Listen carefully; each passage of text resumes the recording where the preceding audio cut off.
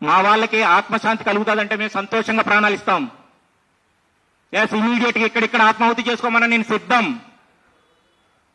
మేమేమీ చేయలేము. విదేశాలకి తాకట్టు పెట్టేస్తాము, మా వల్ల ఏమీ కాదు అని చెప్పండి. మిమ్మల్ని మీరు అవసరం లేకుండానే మేము ఫైట్ చేశాం.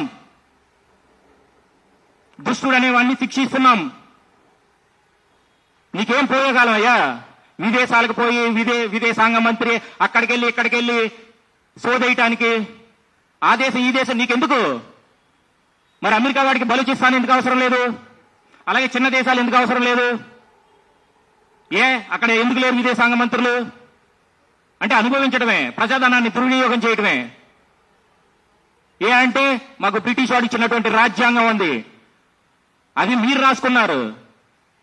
రాజ్యాంగం నాకొద్దంటే నా మీద ఎందుకు రుద్దుతున్నావు నువ్వు?